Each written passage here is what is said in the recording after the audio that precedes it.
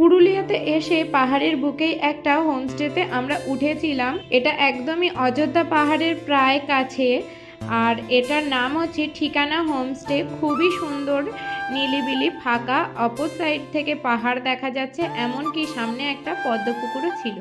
তো আমরা মোটামুটি 10টা সাড়ে 10টার দিকে এখানে চলে আসি এবং এখানে এসে আমরা একটু বাইরে দাঁড়িয়েছিলাম, তারপরে যে যার রুমে চলে গিয়েছি।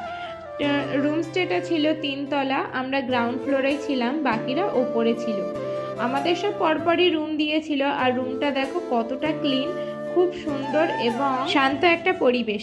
1 বা 2 রাতের জন্য এখানে যদি এসে থাকো, সত্যিই তোমাদের ব্যস্ততম দিন থেকে মনটা খুব ভালো হবে এবং হালকা হয়ে যাবে। আর আমাদের এখান থেকে পাশের একটা ফাঁকা জমিও দেখা যাচ্ছে, যেখানে কিছু গুড় জাল দেওয়া হচ্ছিল, যেটা পরে তোমাদের সঙ্গে আমি শেয়ার করব। তো এখান থেকে আমরা একটু ফ্রেশ হওয়ার পরে বাইরে চলে গিয়েছিলাম এবং বাইরে গিয়ে আমি পুরোটা তোমাদের সঙ্গে ঘুরে দেখাচ্ছিলাম। আর এরই সামনে একটা বোগনভিলা গাছ ছিল, এর ফুলগুলো দারুণ কালার ছিল, তোমাদের সঙ্গে সেটাও আমি শেয়ার করছি। আর সামনে কিন্তু একটা পদ্ম পুকুর ছিল, যেটা তোমাদের সঙ্গে শেয়ার করব নেক্সট যে পার্ট আছে সেই পার্টে।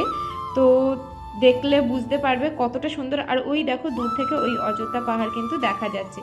তো তোমরা যারা যারা আসতে চাইছো অবশ্যই এখানে কিন্তু আসতে পারো। গুগলে গিয়ে তোমরা ঠিকানা হোমস্টে পুরুলিয়া বলে সার্চ করলে পেয়ে যাবে। তো তারপরে আমি আর দিদিভাই চলে এসেছিলাম ওই যে পদ্মপুকুরটা বলেছিলাম সেখানেই।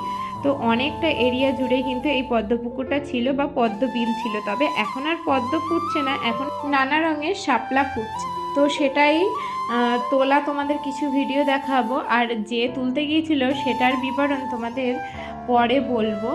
তো চলো ওই ফুলগুলোর কালার দুটো তোমাদের সঙ্গে শেয়ার করি। আর এই এরিয়াটা দেখতেই পাচ্ছ কতটা জুড়ে আছে। আর এই হচ্ছে একটা কালার, যেটা রানী কালার, আর একটা আছে হালকা দুধে আলতা কালারের।